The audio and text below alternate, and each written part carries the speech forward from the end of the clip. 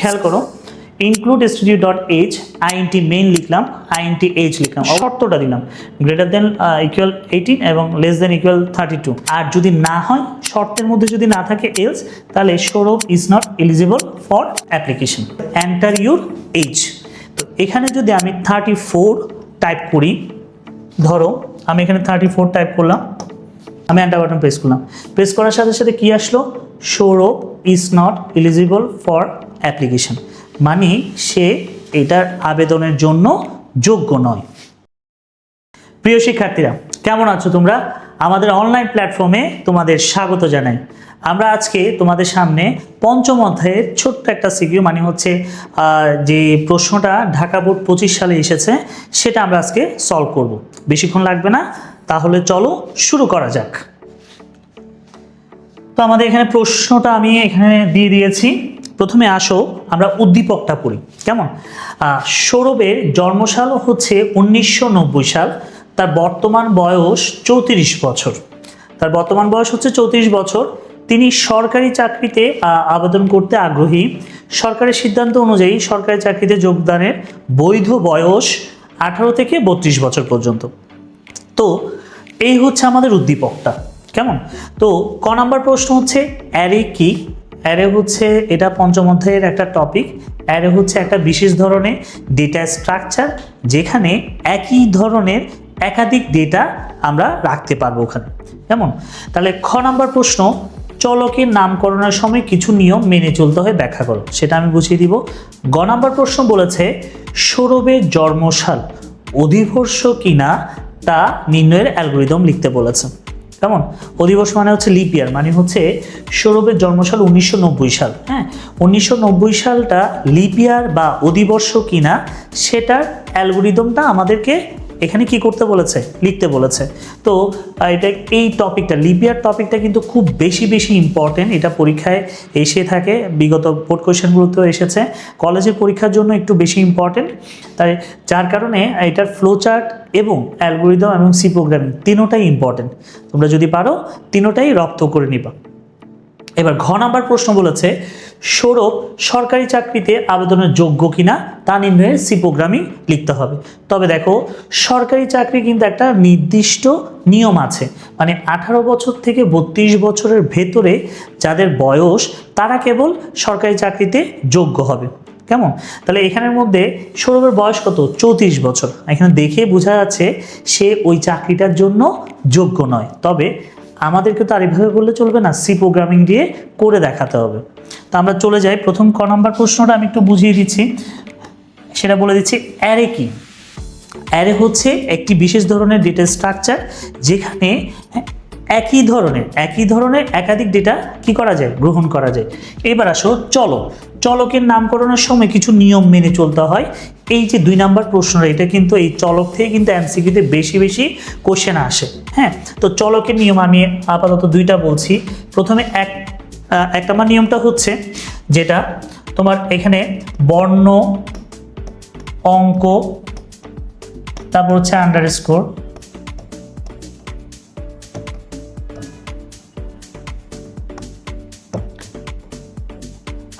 ব্যবহার করতে পারবো।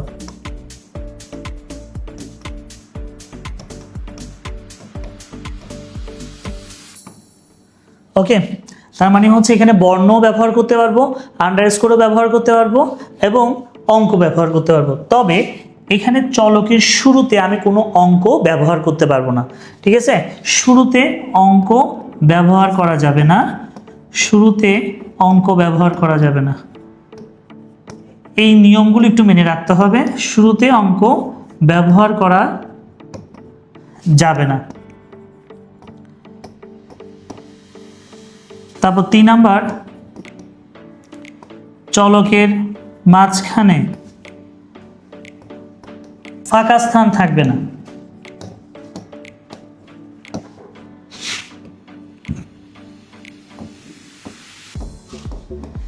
চলকের মাঝখানে ফাঁকা স্থান থাকবে না। তাহলে এখানে উদাহরণ হিসেবে যদি আমি লিখতে চাই, ধরো আমি একটা চলক লিখতে যাচ্ছি 7BC, তাহলে এখানে 7BC এই চলকটা কিন্তু আমি লিখতে পারবো না। কেন লিখতে পারবো না স্যার? চলকের সামনে কিন্তু 7 আছে, মানে চলকের সামনে কোনো ধরনের অঙ্ক বা সংখ্যা লেখা যাবে না। তাহলে আমি লিখতে পারি, ধরো আমি এখানে লিখলাম BCD5, এটাকে আমরা চলক বলতে পারবো, বৈধ চলক বলতে পারবো, কারণ এখানে বর্ণমালাও আছে, কে আছে, আর সাথে অঙ্ক আছে। কেমন? বড়জোর BCD এইভাবেও লেখা যাবে, আন্ডারস্কোরও দেওয়া যাবে, কিন্তু কোনো ধরনের স্পেস দেওয়া যাবে না। তাহলে চলকের নিয়মগুলো একটু দেখে নাও। এখান থেকে কিন্তু এমসিকিউতে বেশি বেশি কোশ্চেন এসে থাকে। আন্ডারস্কোর ছাড়া আর অন্য কোনো চিহ্ন এখানে ব্যবহার করতে পারবে না। যদি তোমরা এটাকে এভাবে এখানে এভাবে ব্যবহার করতে চাও তাহলে সেটাও হবে না। আবারও বলে দিচ্ছি, আমি এই নিয়মটা আমি 2 নম্বর প্রশ্নটা একটু বর্ণনা করে দিচ্ছি এই কারণে, কারণ এটা এমসিকিউতে বেশি বেশি এসে থাকে। হ্যাঁ, চলক থেকে একটা না একটা কোশ্চেন থাকে। আবার বলছি, 1 নম্বর নিয়মটা হচ্ছে বর্ণ, অঙ্ক, আন্ডারস্কোর ব্যবহার করতে পারবা। মনে রাখবে, এই আন্ডারস্কোর চিহ্নটা ছাড়া আর অন্য কোনো চিহ্ন ব্যবহার করা যায় না। শুরুতে অঙ্ক ব্যবহার করা যাবে না। এই যে শুরুতে আমি 7BC লিখলাম, সেটা আমি ব্যবহার করতে পারবো না। ঠিক আছে? চলকের মাঝখানে কোনো ফাঁকা স্থান রাখা যাবে না, স্পেস রাখা যাবে না, তাহলে সেটাকে বৈধ চলক বলতে পারবো না। ক্লিয়ার? তাহলে আমরা এখানে একসাথে এভাবে করে লিখতে পারি BCD, অঙ্কটা শেষে রাখতে হবে। তারপর হচ্ছে BCD, এখানে একটা আন্ডারস্কোর ব্যবহার করলাম, সেটা ব্যবহার করতে পারবো, ওইটা ছাড়া আর অন্য কোনো চিহ্ন ব্যবহার করতে পারবো না। ওকে, এবং আমি দেখো নিচে একটা সংখ্যা লিখেছি 7, এখানে @BC, এই চিহ্নটাও ব্যবহার করা যাবে না। ক্লিয়ার? তাহলে আশা করি 2 নম্বর প্রশ্নটাও ক্লিয়ার। এইবার আমি চলে যাচ্ছি 3 নম্বর প্রশ্ন, গ, যেটা মোস্ট ইম্পর্টেন্ট। সৌরভের জন্মসাল অধিবর্ষ কিনা তা নির্ণয়ে অ্যালগোরিদম করতে বলেছে, আমাদের তা নির্ণয়ে অ্যালগোরিদম করতে বলেছে। তাহলে চলো আমি এটা করছি। তো ফার্স্ট অফ অল আমি একটু বেসিকটা বুঝিয়ে দিই। 1990, ক্লিয়ার? এই সংখ্যাটা লিপ ইয়ার কিনা সেটা আমরা কিভাবে বুঝবো? সেটা বুঝতে গেলে আমার কিছু প্রসেস প্রয়োজন, সেটা আমি একটু বলে দিচ্ছি। যদি ধরে নাও এই সালটাকে আমি ওয়াই ধরলাম, হ্যাঁ, যদি এটাকে প্রথমে যদি আমি 400 দ্বারা ভাগ করতে পারি, যদি 400 দ্বারা বিভাজ্য হয়, তাহলে শুরুতেই লিপ ইয়ার বা অধিবর্ষ আমি বলতে পারবো। আবার বলছি, এটা শর্টকাটে লিখছি, তারপর আমি শর্তগুলো বুঝিয়ে দেবো। যদি 400 দ্বারা বিভাজ্য হয় তাহলে লিপ ইয়ার বলতে পারবো। আর যদি 400 দ্বারা বিভাজ্য না হয়, আরেকটা প্রসিডিউর আছে, সেটা একটু দেখো। 100 দ্বারা বিভাজ্য হবে না, কিন্তু যদি 4 দ্বারা বিভাজ্য হয়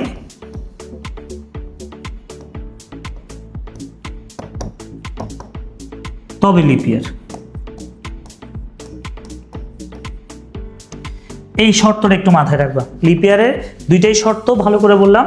যদি এই বছরটা মানে যে সংখ্যাটা দেওয়া থাকবে সেটা যদি শুরুতেই 400 দ্বারা বিভাজ্য হয়, মানে 400 দ্বারা ভাগ যায়, তাহলে বলবো আমি লিপ ইয়ার। আর যদি ভাগ না যায় তাহলে আমি 2 নম্বর শর্তে আসবো। 2 নম্বর শর্তে যেটা দেওয়া আছে, 100 দিয়ে ভাগ যাবে না, মানে বিভাজ্য হবে না। 100 দিয়ে যদি বিভাজ্য না হয়, কিন্তু আবার 4 দিয়ে যদি বিভাজ্য হয়, সেক্ষেত্রে এটাকে আমরা কি বলতে পারবো? লিপ ইয়ার বলতে পারবো। তাহলে আমি লিপ ইয়ারের শর্তগুলো একটু সুন্দর করে লিখছি। শর্তগুলো এখানে আমি লিখে দিচ্ছি যে এখানে কি কি শর্ত হতে পারে। তাহলে শর্তটা হচ্ছে, প্রথমে এটাকে যদি আমি ওয়াই ধরি, ওয়াই মডিউলাস 400 = 0, এটা একটা শর্ত হবে।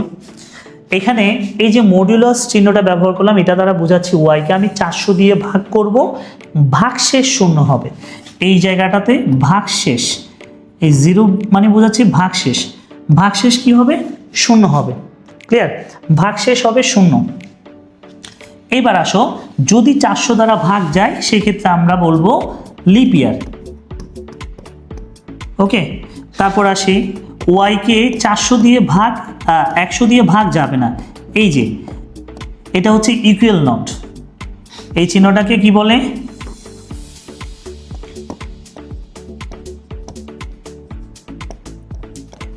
তা তাহলে ওয়াই মডিউলাস 100 ইকুয়াল নট 0 মানে হচ্ছে ওয়াইকে যদি 100 দিয়ে ভাগ না যায় মানে 0 হবে না। ইকুয়াল নট 0 মানে কি, এটা বিভাজ্য নয়। ঠিক আছে, যদি বিভাজ্য না হয় তাহলে কিন্তু আবার 4 দ্বারা যদি ভাগ যায় সেক্ষেত্রে আমরা বলবো লিপ ইয়ার। এই হচ্ছে আসলে মূলত শর্তগুলো তো বোঝা গেল। হ্যাঁ, তাহলে এই দুইটা শর্তের উপর ভেরিফাই করেই বোঝা যায় যে মানে 1990 সালে সেটা কি আদতেই লিপ ইয়ার ছিল, অধিবর্ষ ছিল নাকি অধিবর্ষ ছিল না। ক্লিয়ার, এটাতে আমরা যদি সি প্রোগ্রামিং করে দেখাতে পারতাম তাহলে সেটা আরও ইজি হতো। ক্লিয়ার, আচ্ছা আমি এখানে আমি প্র্যাকটিক্যালি সব দেখাবো। 1990কে 400 দিয়ে যদি ভাগ করি ভাগ যায় কিনা, 400 দিয়ে করলে ভাগ যায় কিনা, এখানে ভাগ যাবে না। ঠিক আছে,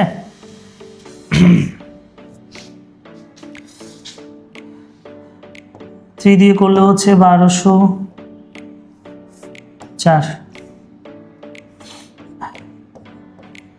তাহলে হচ্ছে এটাতে 400 দিয়ে প্রথমে ভাগ যায়নি, মানে 1990 সালটা 400 দিয়ে ভাগ যায়নি। তাহলে আমরা কি করব, এটাকে লিপ ইয়ার আপাতত বলতে পারবো না, আমরা চলে যাব সেকেন্ড কন্ডিশন। সেকেন্ড কন্ডিশনে হচ্ছে 100 দিয়ে ভাগ যাবে না। ক্লিয়ার, তাহলে আমি এটা এখানে দেখছি যাচ্ছে কিনা, এটা আমি একটা টেস্ট করে নিচ্ছি হাতে। হ্যাঁ, তাহলে 4 দিয়ে ভাগ করে দেখি, 4 ছাড়া হচ্ছে 16, এখানে 3 বসলো 39, 4 নং হচ্ছে 36, এখানে 4 বসলো 40, তাহলে হচ্ছে 4 নং 36,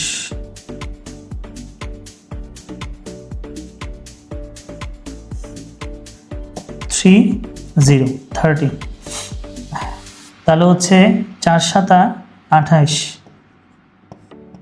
তাহলে এটা 4 দিয়েও ভাগ যাচ্ছে না। যদি 4 দিয়ে ভাগ না যায় তাহলে আমরা এবার খেয়াল করব 4 দিয়ে তো ভাগ যায় না, তার মানে এটা লিপ ইয়ার হবে না, এটা লিপ ইয়ার হবে না। ঠিক আছে, তাহলে আমরা এই জিনিসটাই সি প্রোগ্রামিং এর মাধ্যমে করে দেখাবো।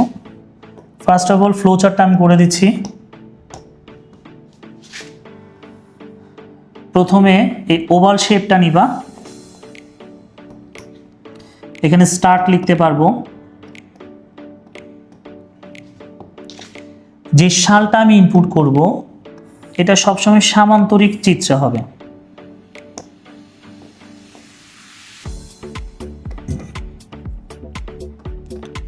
ইনপুট ওয়াই, মানে ওয়াই এর মান আমরা ইনপুট করব। ইনপুট কত করব, 1990, এটা করলে হচ্ছে।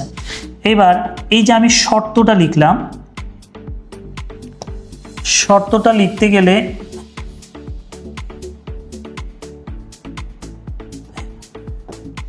শর্তটা এভাবে করে লিখব আমি, ওয়াই মডুলাস 400 ডাবল ইকুয়াল 0। এখানে একটা লজিক্যাল অর দিব, যদি 400 দ্বারা ভাগ যায় লিপ ইয়ার, আর নতবা ভাগ না গেলে দ্বিতীয় শর্তে হবে। দ্বিতীয় শর্তটা হচ্ছে ওয়াই মডুলাস 100 ইকুয়াল নট 0, মানে হচ্ছে 100 দ্বারা ভাগ যাবে না।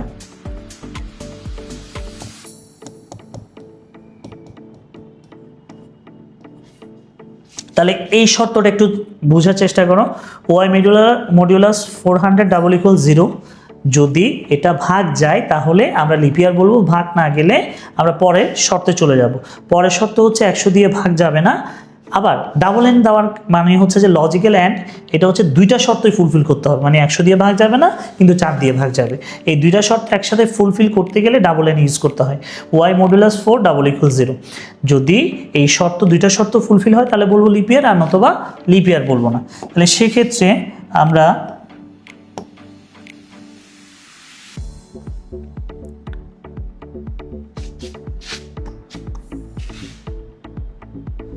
তাহলে এটাকে এভাবে করে করতে পারবো। প্রশ্নে কিন্তু অ্যালগরিদম বলেছে, আমি তোমাদেরকে ফ্লো চার্টটা সহ করিয়ে দিয়েছি। ঠিক আছে, প্রশ্নে কিন্তু অ্যালগরিদম বলা হয়েছে।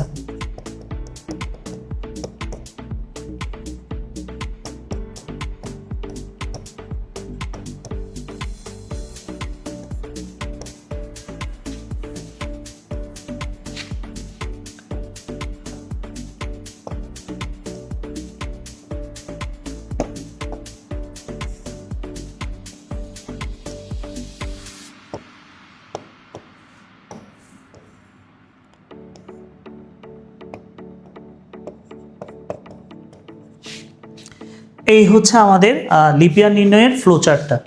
আবারও বলছি, প্রোগ্রামটা স্টার্ট করব। ইনপুট ওয়াই মানে হচ্ছে যে আমি সালটাকে ওয়াই ধরেছি, এখানে আমি ওয়াই এর মান কত টাইপ করব, যেহেতু প্রশ্ন দেওয়া আছে 1990 সাল, 1990 সাল এখানে কি করব ইনপুট করব, বা অথবা আমরা ওয়াই ইকুয়াল টু এখানে 1990 লিখে দিলেও চলবে। যদি ওয়াই ইকুয়াল টু 1990 লিখি তখন কিন্তু এটা আয়তক্ষেত্র হবে, কেমন?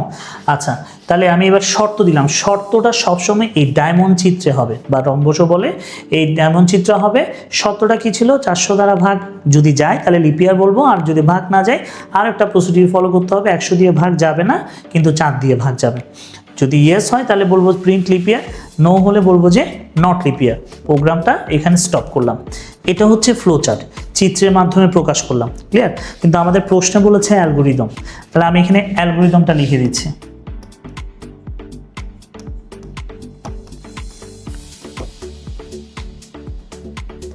প্রথমে ধাপ 1 লিখতে পারো বা স্টেপ 1 লিখতে পারো।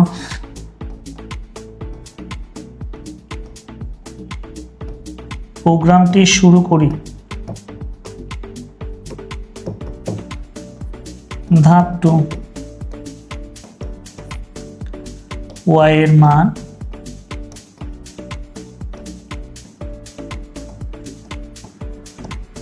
ইনপুট দিই। ধাপ 3, যদি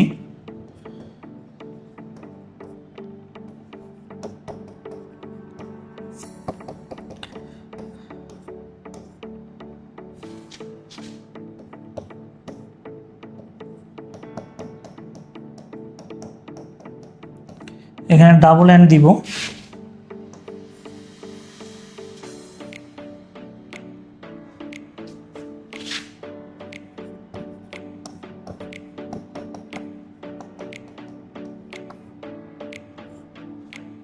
যদি শর্তটি সত্য হয়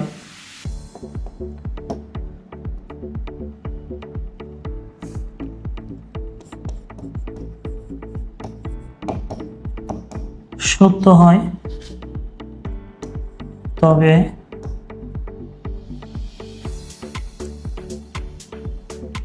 ছাপায় লিপিয়ার।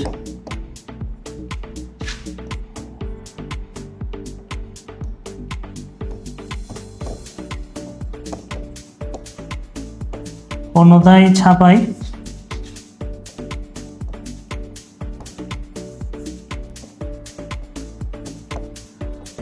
Not leap year. চাইলে এগুলো ভেঙে ভেঙে দেওয়া যায়, ধাপ 4 ধাপ 5 এভাবে করে করা যায়। আমি একসাথে লিখে দিয়েছি, ঠিক আছে? তাহলে ধাপ 4,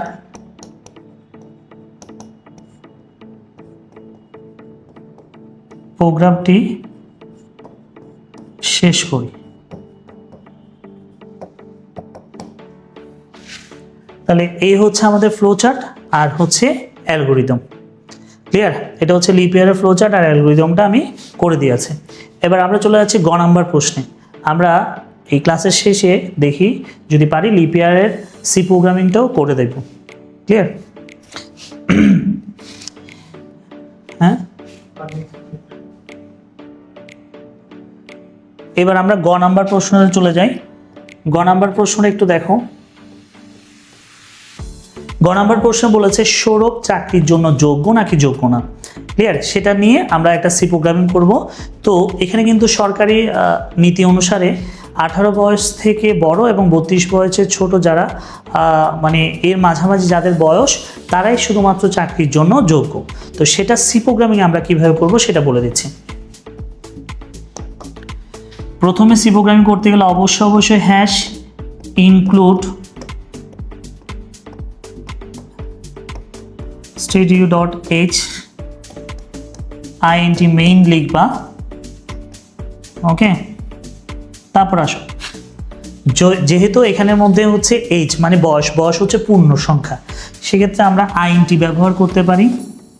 int age, এটা ডিক্লারেশন দিলাম হচ্ছে আমি এখানে বয়সটা নির্ধারণ করব। তো আমি এখানে একটা হেডলাইন দিতে পারি। হেডলাইনের জন্য অবশ্যই প্রিন্ট এফ লিখবা। অবশ্যই প্রিন্ট এফটা ছোট হাতের হবে। তো আমি এখানে হেডলাইনটা লিখলাম এন্টার ইউর এজ। এবার আসো, এখানের মধ্যে একটা হেডলাইন লিখলাম এন্টার ইউর এজ, মানে তোমার বয়সটা এখানে দাও। তাহলে বয়সের যে সংখ্যাটা, যে ডিজিটটা আমি যেটা টাইপ করতে হবে, আমাকে তো টাইপ করে দিতে হবে কিবোর্ডে। তো সেটার জন্য আমাদের যে ফাংশনটা লিখতে হবে এটা হচ্ছে ইনপুট ফাংশন স্ক্যানএফ। এই স্ক্যানএফ হচ্ছে ইনপুট ফাংশন। এই ফাংশনটা দিলে আমরা কিবোর্ড দিয়ে টাইপ করে মানটা বসাতে পারবো। সেক্ষেত্রে যদি আমি আইএনটি লিখি তাহলে এখানে অবশ্যই %d দিব। হ্যাঁ, তাহলে কমা দিয়ে অ্যান্ড এইচ লিখে দিলাম। এটা মানে বুঝাচ্ছি এইজের জন্য আমি কি করলাম, জায়গাটা বরাদ্দ করলাম, এখানে টাইপ করে জাস্ট মানটা বসাবে। এইবার আসো, আমি এখানে শর্ত লিখছি। শর্ত যেটা দিয়েছে এজ, দেখো এই শর্তটা লিখতে পারবো কিনা, মানে বয়স হচ্ছে 18 চেয়ে বড় বা 18 সমান। তারপর এখানে ডাবল এন্ড দিলে 32। তাহলে আমাদের এই শর্তটা খেয়াল করো, আমি বয়স দিলাম এইজ গ্রেটার দেন ইকুয়াল 18, মানে হচ্ছে 18 চেয়ে বড় বা 18 সমান, এবং ডাবল এন্ড দিয়ে age less than 32, less than equal 32, মানে হচ্ছে যে 32-এর সমান বা এর কি নিচে যাদের বয়স তারাই কেবল চাকরির জন্য যোগ্য। তাহলে সেক্ষেত্রে আমরা এখানের মধ্যে প্রিন্টার দিয়ে এই কথাটাও লিখে দিতে পারি, শর্টকাটে লিখতে পারি এলিজিবল। ঠিক আছে, যদি এই শর্তটা ফুলফিল করে তাহলে বলবো প্রিন্টএফ এলিজিবল, মানে হচ্ছে যে সে চাকরির জন্য যোগ্য। আর যদি না হয়, যদি এই শর্তটা ফুলফিল না হয়, উদ্দীপকে কিন্তু আমাদের সৌরভের বয়স দিয়েছে 34, যেটা কিন্তু এই শর্তের বাইরে, 32-এর বেশি, তাহলে সেক্ষেত্রে সে চাকরির জন্য যোগ্য নয়। তাহলে যদি এই শর্তটা না মানে তাহলে এলস, মানে হচ্ছে যে যদি শর্তটা ফুলফিল না করে তাহলে অন্যথায় আমাদের কি সেট করব, লেখাটা প্রিন্টএফ দিয়ে লিখতে পারি নট এলিজিবল। ক্লিয়ার? আচ্ছা, মোটামুটি শেষ। তাহলে আইএনটি মেইন লিখলে আমাদের অবশ্যই নিচে রিটার্ন 0 লিখতে হবে। ক্লিয়ার? সেকেন্ড ব্র্যাকেট যেটা শুরু করলাম, সেকেন্ড ব্র্যাকেটটা এখানে ক্লোজ করে দিলাম। এই হচ্ছে সি প্রোগ্রামিংটা। আশা করি এটা বুঝতে পেরেছ। এখন আমি এই জিনিসটাই কি করছি, একটু প্র্যাকটিক্যাল করে তোমাদেরকে দেখাচ্ছি। যদি প্র্যাকটিক্যাল করে দেখাতে হয় তাহলে একটু খেয়াল করো, আমি আগে থেকে কোড ব্লকে এটা টাইপ করে নিয়েছি, একটু খেয়াল করো। ইনক্লুড studio.h আইএনটি মেইন লিখলাম, আইএনটি এইচ লিখলাম, অবশ্যই সেমিকলন দিতে হবে। প্রিন্টএফ এন্টার ইউর এইজ, এখানে অবশ্যই একটা সেমিকলন দিতে হবে। আমি এখানে সেমিকলনটা দিয়ে দিচ্ছি, এটা মিসিং, সেমিকলন দিলাম। স্ক্যানএফ, তারপর হচ্ছে যেভাবে লিখলাম শর্তটা দিলাম গ্রেটার দেন ইকুয়াল 18 এবং লেস দেন ইকুয়াল 32। যদি এই শর্তের মধ্যে সৌরভের বয়সটা থাকে তাহলে বলবো যে মানে লেখা যেটা আসবে Sourav is eligible for application, কেমন? আর যদি না হয়, শর্তের মধ্যে যদি না থাকে এলস, তাহলে Sourav is not eligible for application. Clear? তাহলে এই হচ্ছে টাইপ করলাম আমরা কোড ব্লক সফটওয়্যারটাতে টাইপ করলাম। এখানের মধ্যে আমরা এখন প্রোগ্রামটির আউটপুটটা দেখব। আমি আউটপুটটা তোমাদেরকে প্র্যাকটিক্যালি দেখাচ্ছি।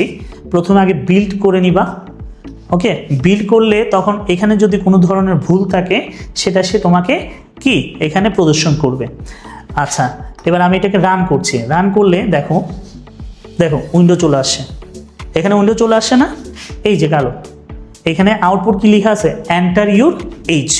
তো এখানে যদি আমি 34 টাইপ করি, ধরো আমি এখানে 34 টাইপ করলাম। ক্লিয়ার? যেহেতু সৌরভের বয়স 34, এখানে 34 এভাবে টাইপ করেও দিতে পারো, নতুবা সি প্রোগ্রামিংয়ে 34 লেখাটা লিখে দিতে পারো। সেক্ষেত্রে এখন 34 আমি টাইপ করলাম, এন্টার বাটন প্রেস করার সাথে এখানে আউটপুটটা আসবে সে কি চাকরির জন্য যোগ্য নাকি যোগ্য না। ক্লিয়ার? এই দেখো আমি এন্টার বাটন প্রেস করলাম, প্রেস করার সাথে কি আসলো, Sourav is not eligible for application, মানে সে এটার আবেদনের জন্য যোগ্য নয়। ক্লিয়ার? তাহলে এই যে সি প্রোগ্রামিংয়ের মাধ্যমে তোমাদেরকে প্র্যাকটিক্যালের মাধ্যমে বুঝিয়ে দিলাম, আশা করি এটা বুঝতে পেরেছো। ঠিক সেমভাবে একইভাবে 1990 সাল লিপিয়ার নাকি লিপিয়ার না সেটাও আমরা দেখাতে পারবো। ক্লিয়ার? আচ্ছা,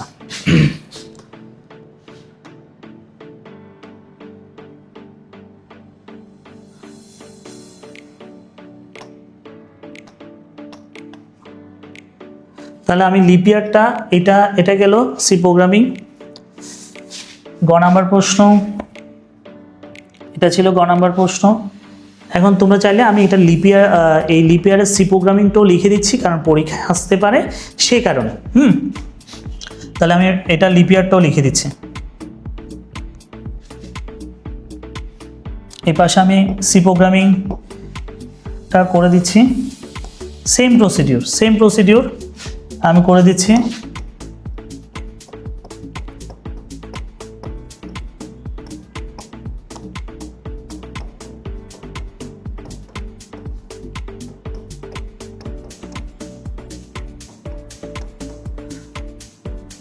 তাহলে সেক্ষেত্রে আমি সালটাকে ওয়াই ধরে নিব।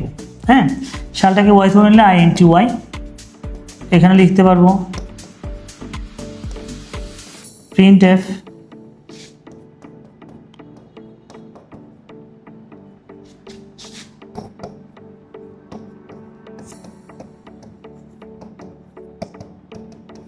এটা লিখে দিলাম printf enter the value of y। এবার y এর মান টাইপ করার জন্য scanf দিলাম। অবশ্যই %d থাকবে, যেহেতু আমি INT ব্যবহার করেছি। %d কমা দিয়ে and y মানে হচ্ছে y এর জন্য আমি জায়গাটা বরাদ্দ করলাম, যাতে কিবোর্ড দিয়ে টাইপ করে আমি y এর মানটা দিতে পারি। এবার আসো শর্ত। তো শর্তটা একটু বড় হবে, সেক্ষেত্রে আমি এখানে if দিয়ে লিখে দিচ্ছি y মডুলাস 400 = 0। অবশ্যই এখানে ডাবল ইকুয়াল দিবা। তারপর হচ্ছে এই জায়গায় আমি লজিক্যাল অর ব্যবহার করেছি, এই চিহ্নটাকে লজিক্যাল অর বলে। y modulus 100 = 0 double and y modulus 4 = 0। এই যে শর্তটা লিখলাম, এটা হচ্ছে যে যদি 400 দ্বারা ভাগ যায় তাহলে লিপিয়ার, আর ভাগ না গেলে পরবর্তীতে এই শর্তে চলে যাবে। এই চিহ্নটাকে লজিক্যাল অর বলে, এটাকে লজিক্যাল অ্যান্ড বলে। লজিক্যাল অ্যান্ডের মানে হচ্ছে যে দুইটা শর্তই ফুলফিল হতে হবে। যদি এটা ফুলফিল হয় তাহলে আমি বলবো printf লিপিয়ার, মানে হচ্ছে আমি ওই সালটাকে লিপিয়ার বলতে পারবো। অবশ্যই printf এর পর সেমিকলন দিবা।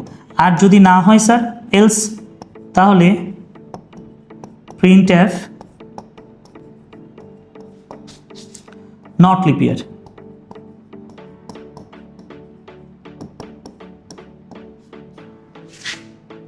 ক্লিয়ার? এতটুকু হচ্ছে আমাদের কাজ। এবার INT মেইন থাকলে এখানে অবশ্যই কি দিতে হবে? রিটার্ন 0। সেকেন্ড ব্র্যাকেট ক্লোজ করে দিচ্ছি। এই হচ্ছে লিপিয়ারের সি প্রোগ্রামিংটা আমি করে দিলাম এখানে। এবার আসো আমরা একটু প্র্যাকটিক্যালি দেখে নিব 1990 সাল আসলে কি লিপিয়ার ছিল নাকি লিপিয়ার ছিল না। এই কাজগুলো অটোমেটিক ওরা করে দিবে, ভাগগুলো সি প্রোগ্রামিং করে দিবে। আমরা প্রোগ্রামে যাই, এটাতে করে দিই। এখানে y লিখে দিচ্ছি, এখানে লিখতেছি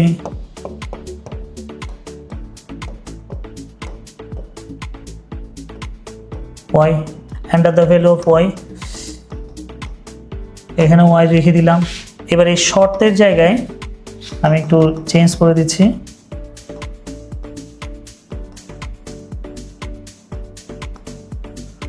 y modulus 400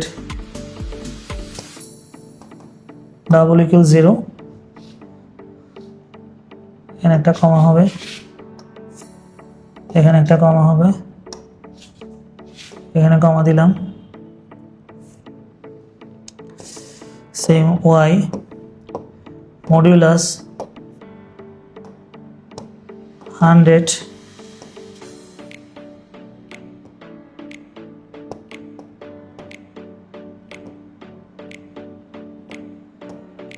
= not 0।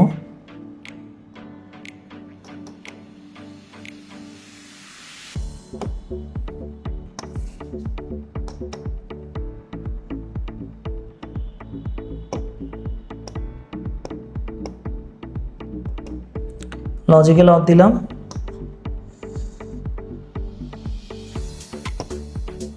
Double N দিলাম,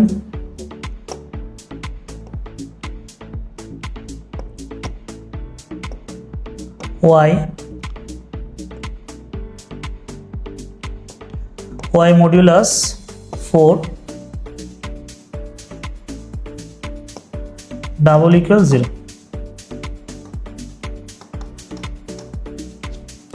এই হচ্ছে আমি শর্তটা লিখে দিলাম, ঠিক আছে। যদি শর্তটা ফুলফিল হয় তাহলে এখানে যে লেখাটা আসবে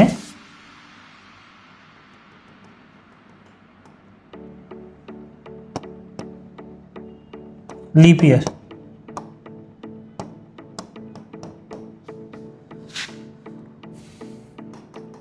আর যদি শর্ত ফুলফিল না হয় তাহলে আসবে নট লিপ ইয়ার।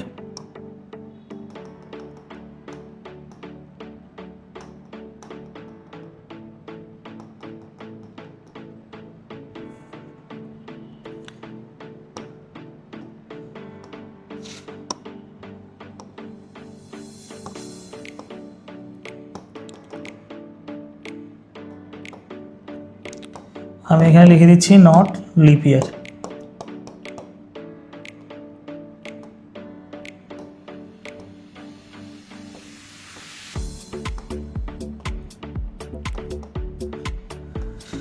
এই হচ্ছে আমাদের ফাংশন, আমি লিখে দিলাম। সি প্রোগ্রামে যেভাবে লিখেছি এভাবে লিখলাম। এখানে আবার বিল্ড করব, বিল্ড করলে এখানে একটু ভুল পাচ্ছি, ব্র্যাকেট ক্লোজ হয় নাই।